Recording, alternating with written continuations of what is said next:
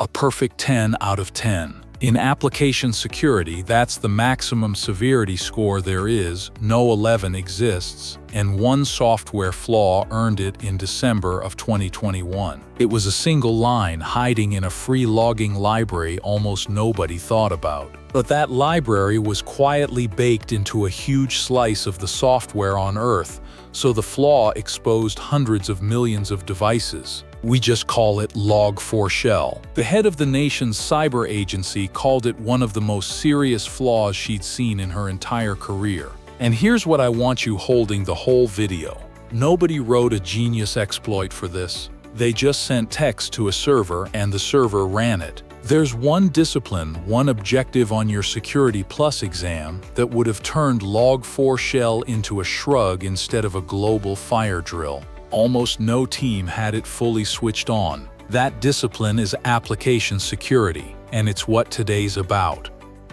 Hey everyone, Erica here. And I want to frame exactly where we are because this is the turn of the whole series. Objective 4.1 is application security, and it's the defense side. In Domain 2, we watched the attacks happen, the SQL injection, the cross-site scripting, the buffer overflow. We literally ran them. Today we don't attack anything. Today we build the software so those attacks hit a wall and die. So one clean mental model for the exam. Attacks in Domain 2 are the disease. Everything in 4.1 is the immune system. Same body, opposite job. This is Jasmine, and I'll bring the receipt for why this is suddenly front and center.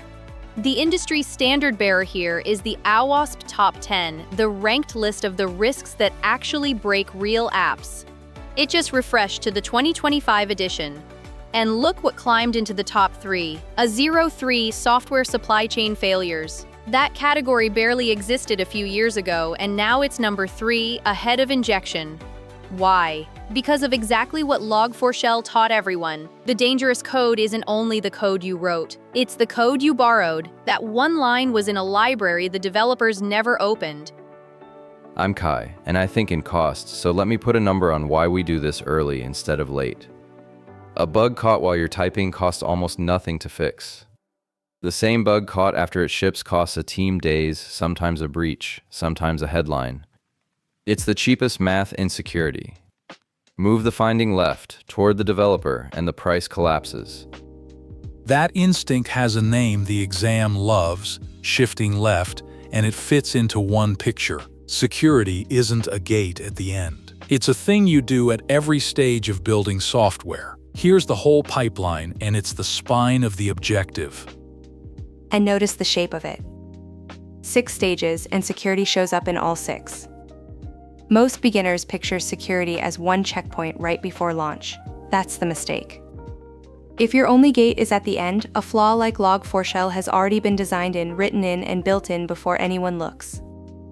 And here's the cost curve that makes shifting left more than a slogan. A flaw caught in the design stage is a conversation. The same flaw caught in code is a quick edit. Caught in test, it's a bug ticket. Caught in production, after a breach, it's lawyers and a press release. The price of a mistake roughly multiplies at every stage it survives, so the whole game is catching it as far left as you possibly can. We're going to walk this whole board today, left to right. Before we go on, here's the one question I see under every app security video because it's the honest confusion at the heart of this. People write in and ask, if I write my own code carefully, why should I care about some random library I didn't even choose? And the answer is the whole reason a 03 exists. Careful code that imports a broken library is a broken app. Log4Shell didn't care how clean your code was. The hole came in through the front door you left open, the dependency. So caring about other people's code isn't optional anymore, it's the job. We're going to spend a full scene on exactly that. Perfect setup. One quick thing before we build, because you'll want to practice this. We host the free Security Plus practice quizzes and study notes at certs.professorerica.com. So once this clicks, go drill Objective 4.1 there. Now let's start at the top of the pipeline with the rule that stops most of these attacks cold. Never trust the input.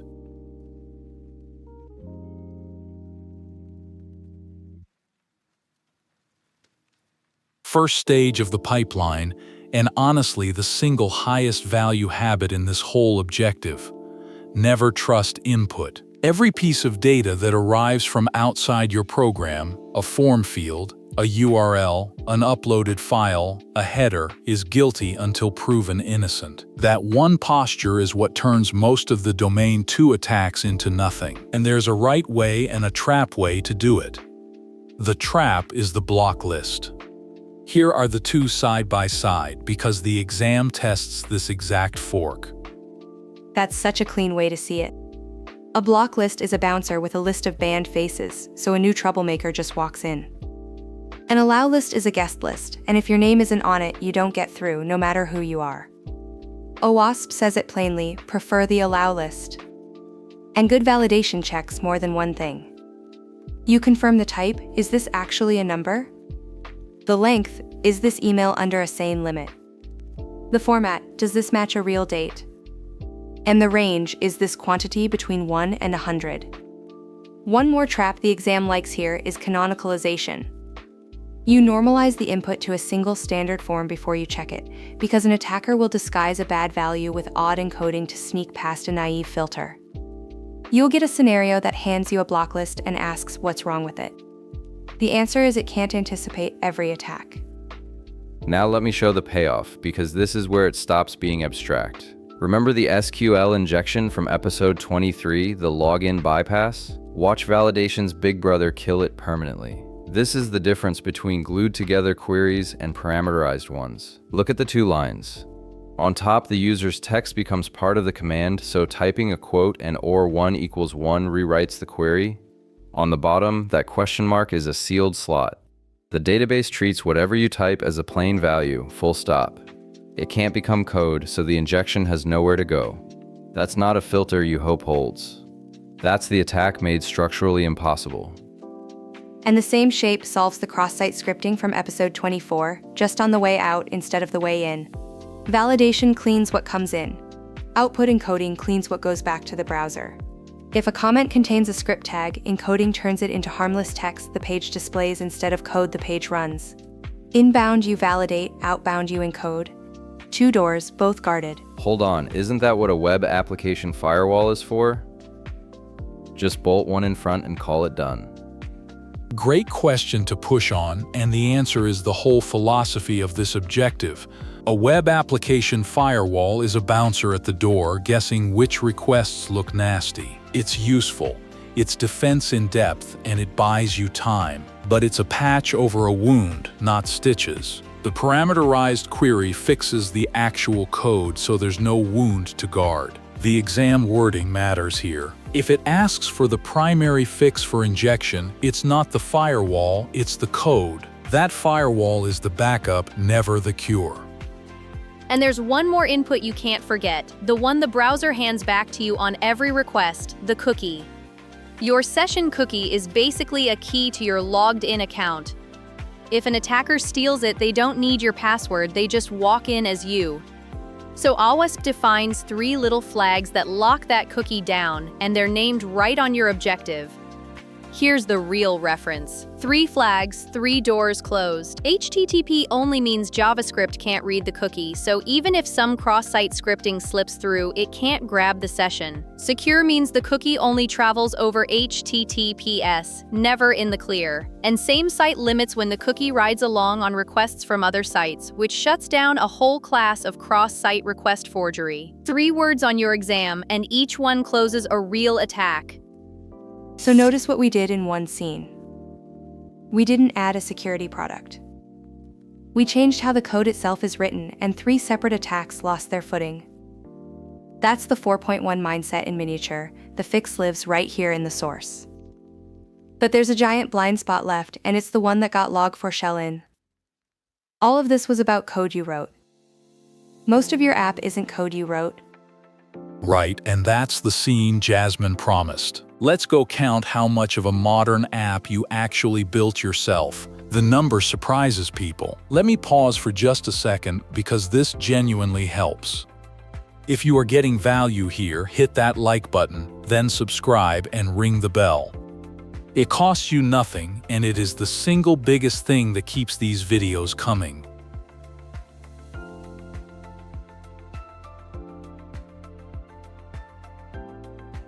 This is the scene that answers the question Jasmine flagged at the top, the one everyone asks about libraries they didn't choose. And it's squarely her wheelhouse. Because here's the reality of building software in 2025. You aren't mostly writing code, you're mostly assembling it. And I mean that literally. A typical application is a thin layer of your own logic sitting on top of dozens, sometimes hundreds of open source packages, each pulling in more packages you never picked. Picture a circuit board. You designed the layout, sure, but every chip on it was made by someone else, and if one chip has a flaw, your whole board has that flaw. The tool that manages this is called Software Composition Analysis, SCA, and it does one crucial thing. It reads your full list of components and checks every one against the public databases of known vulnerabilities. And here's the part people miss, the sneaky one. It's not just the library you chose. It's the libraries your library pulled in and the ones those pulled in. Those are transitive dependencies, and they're where the real risk hides because nobody remembers adding them. You installed one convenient package and it quietly dragged 40 more along behind it. SCA follows that whole chain. It's the automated answer to which of my parts, including the ones I didn't even know I had, is a log4 shell waiting to happen. Let me run one because it's incredibly satisfying to watch. This scans a project's dependencies and cross-references every known CVE. Watch what it flags. There it is, in one line. The scanner didn't read a word of your code. It read your parts list, found the vulnerable log4j version, matched it to the exact CVE, and even told you the safe version to jump to. This is the real official record of that flaw, straight from the government's own database. That's the National Vulnerability Database, the government's own catalog. Base score 10.0 critical. And notice the description names the exact affected versions. That's what SCA is checking you against, automatically, every build. Log4Shell went from a 5-alarm fire to a 1-line report. That is the entire point. And to know what to even scan, you need a list of what's in the box.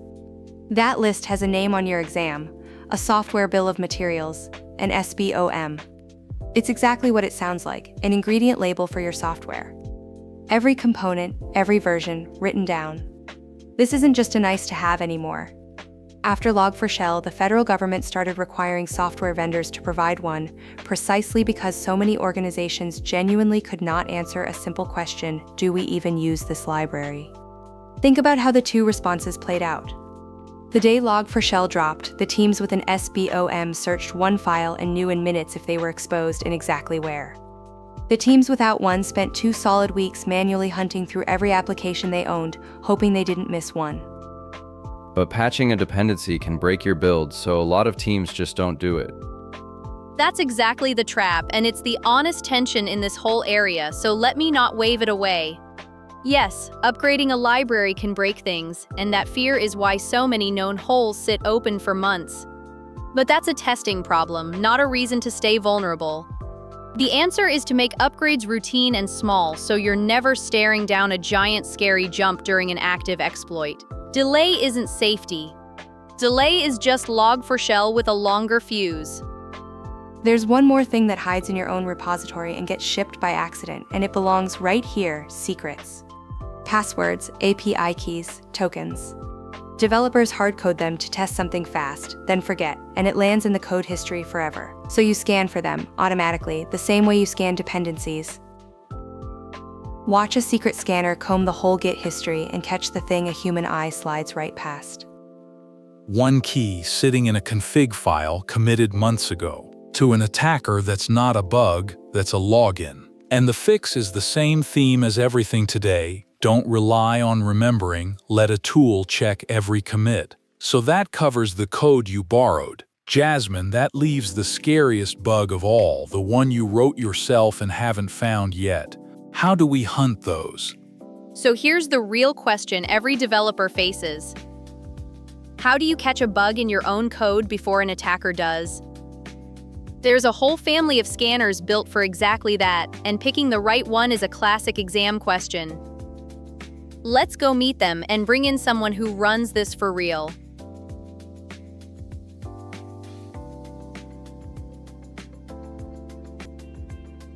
You validated your input. You locked down your dependencies.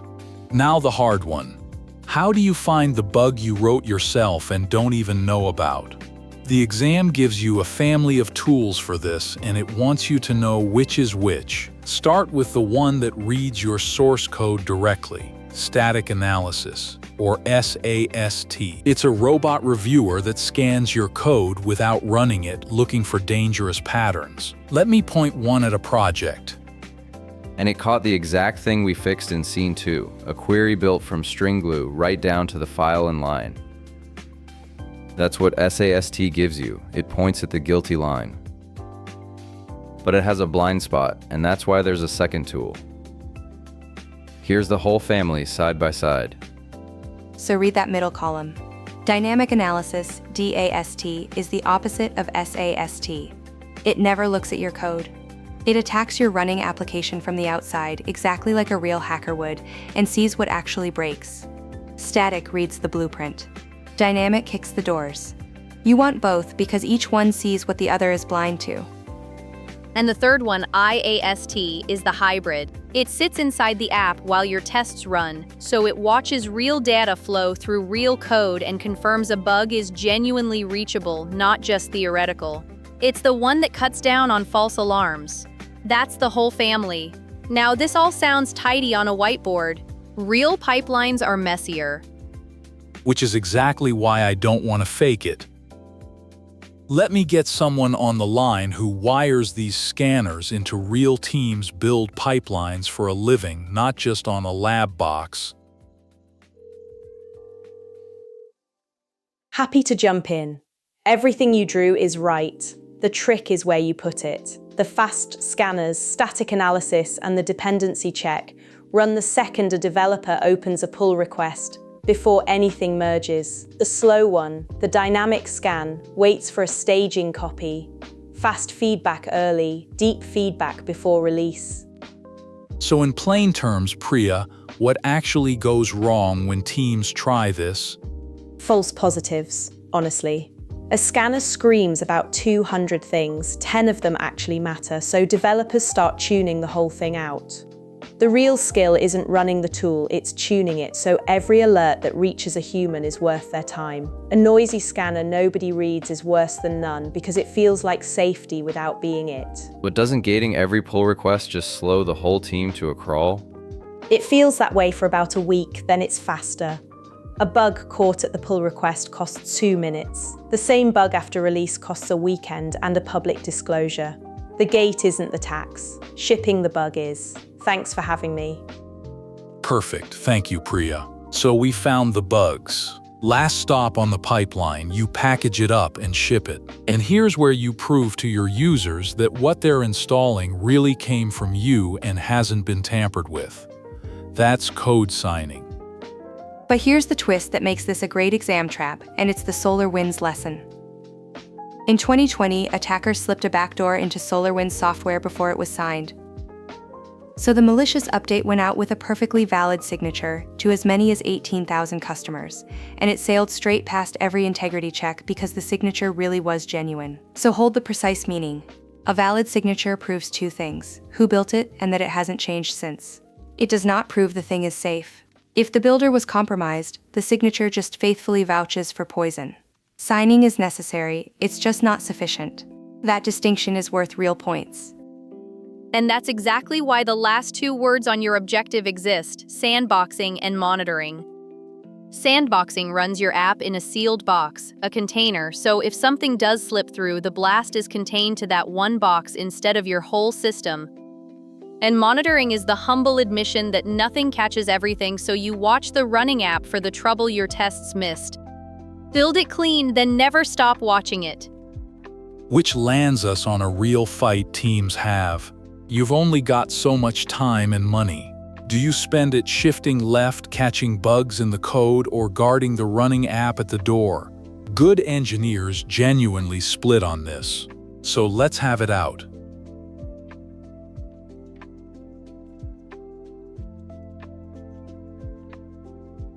Here's the real-world budget fight, and it matters because most teams can't do everything at once. You've got limited hours. Kai wants to pour them into shifting left, finding and killing bugs back in the code with static application security testing and dependency scanning. Jasmine wants to pour them into runtime defense, guarding the live application with dynamic testing, monitoring, and sandboxing. Both shrink your risk. They fail in totally different ways. Kai, make your case. Money and time, that's my whole argument. A bug caught in the code costs minutes. The same bug caught in production costs a breach. So you spend your first dollar as far left as possible on SAST and SCA running on every pull request. Log4Shell is my exhibit A. It wasn't a runtime cleverness problem. It was a dependency nobody scanned. If one SCA gate had been on, that entire global fire drill never happens. Prevention is cheaper than cleanup every time. It's cheaper when it works, and I'll give you Log4Shell. But here's my problem with going all in on the left. Your scanners only catch what they understand. They read the code and the known CVEs. They do not see the misconfigured server, the flaw in how two safe pieces combine at runtime, or the 0-day nobody has a signature for yet. The attacker doesn't meet your source code. They meet your running app. If nothing is watching that, you're blind exactly where the real hit lands. Kai, that's a real hole. Your left side scanners never saw the SolarWinds backdoor coming, did they? A signed update walked right in. Fair, and no they didn't, because the code looked clean and the signature was valid. But I'd argue that's an argument for scanning your build pipeline harder, not for giving up on the left. Except you can't scan your way out of a threat nobody knows exists yet. That's a fair hit. Monitoring is the only thing that catches the unknown one. I'll concede that piece, genuinely. Then let me say the honest version of my side too, because I'm not arguing against the left. Runtime defense without shift left is just mopping the floor while the tap runs. If you skip validation and dependency scanning and lean only on a firewall and monitoring, you're catching attacks you could have made impossible. So I don't actually want your whole budget. I want a slice of it spent late on the things the left can never see. So listening to you both, I don't think this is two camps. It sounds like one pipeline with two ends. The left makes the known attacks impossible. The right catches the unknown ones that get through anyway. Kai, does that hold even for a small team? It does, and I'll be honest about the order. If a tiny team can only do one thing this quarter, do the left first, turn on dependency scanning, because that's where the cheap, catastrophic bugs like Log4Shell live. But that's a sequencing call, not a reason to skip the right forever. And I'll agree with the sequence. Start left because it's cheaper and it kills the known killers. Add runtime monitoring as you grow, because the day you're a real target, the attack that gets you will be the one no scanner had a name for. Scale decides the timing.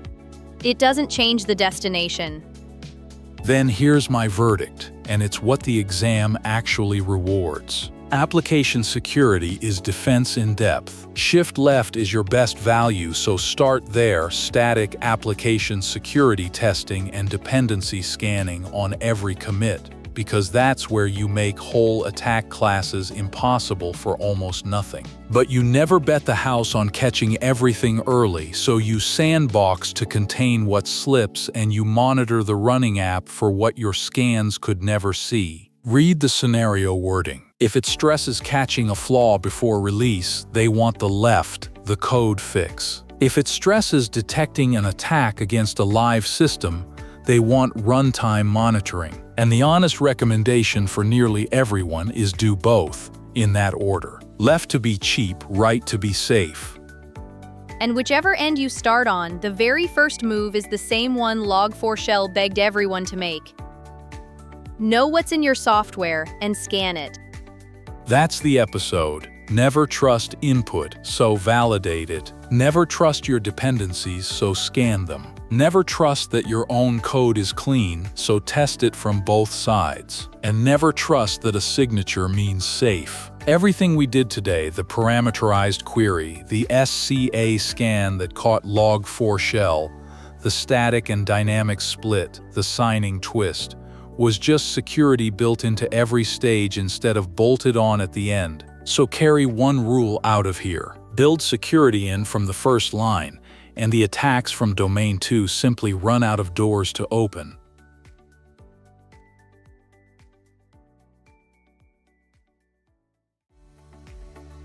Let's bring 4.1 home. Application security isn't a product you buy, it's a discipline you build into every stage. Validate the input, scan the dependencies, test your own code with static and dynamic tools, sign what you ship, and keep watching it run. Same 6-stage pipeline, start to finish, and the exam rewards you for knowing security lives in all 6, not just the last one.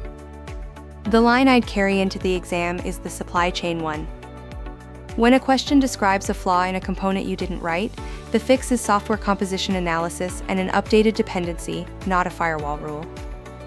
Log4Shell is the whole reason software supply chain climbed to a 0.3, and it's the reason that answer scores. Mine is the tool split because it's a guaranteed question. SAST reads your source without running it. DAST attacks the running app without seeing your source. IAST is the hybrid inside the app during tests. And parameterized queries, not a firewall, are the primary fix for injection. Match the tool to the wording and you bank those points. And mine is the signing twist because it catches so many people. A valid code signature proves who made it and that it wasn't changed. It does not prove it's safe. SolarWinds shipped a validly signed backdoor. Signing is necessary, never sufficient, and that nuance is exactly what a hard question tests.